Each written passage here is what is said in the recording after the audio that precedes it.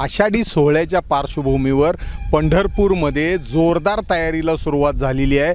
आपण सध्या गोपाळपूर पत्रा शेड इथं उभा आहे।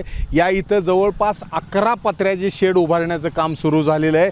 भाविकांची दर्शन रांग याच ठिकाणी गोपाळपूरला येत असते आणि या ठिकाणी एकूण 11 पत्रा शेड उभारणं काम चालू आहे। या ठिकाणी पावसाचा त्रास होऊ नये म्हणून वर पत्रे टाकण्यात आलेले आहेत।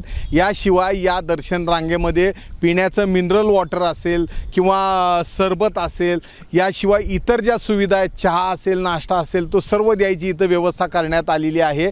याच पद्धतीनं इथं CCTV या वेळेला लावण्यात येणार आहेत आणि याच ठिकाणी त्याची कंट्रोल रूम सुद्धा ठेवली जाणार आहे। याचबरोबर समोरच्या बाजूला जे विश्रांती कक्ष केलेले आहेत त्या ठिकाणी ज्या वृद्ध भाविकांना त्रास होईल त्यांना इथं थांबवून मेडिकलची सोय दिली जाणार आहे, त्यांना तिथं विश्रांती घेता येणार आहे। आणि याच पद्धतीनं इथं 11 पत्रा शेड बनवलेले आहेत आणि इथून पुढे जी रांग जाती रांजणी रस्त्याला तिथं अजून 2 पत्रा शेडचं काम सुरू झालेलं आहे। या वेळेला इथं नगरपालिकेच्या वतीनं कॉन्क्रीट टाकून घेण्यात आलेलं आहे। या इथं टेम्पररी शौचालय जे असतील ती उभारली जाणार आहेत। त्याशिवाय अग्निशामकची गाडी असेल, पिण्याच्या पाण्याचे टँकर असतील किंवा महत्त्वाच्या लोकांच्या गाड्याचं पार्किंग या इथं केलं जाणार आहे। गेल्या वर्षी इथं चिखल झाल्यामुळं गाड्या अडकल्या होत्या आणि सुलभ शौचालयालाही त्रास झाला होता, त्यामुळे या पद्धतीनं कॉन्क्रीट टाकून घेण्यात आलेलं आहे आणि अशा रीतीनं ही तयारी अंतिम टप्प्यात झालेली आहे। इथूनच पुढं जे महाआरोग्य शिबिर आरोग्य विभागाचं होणार आहे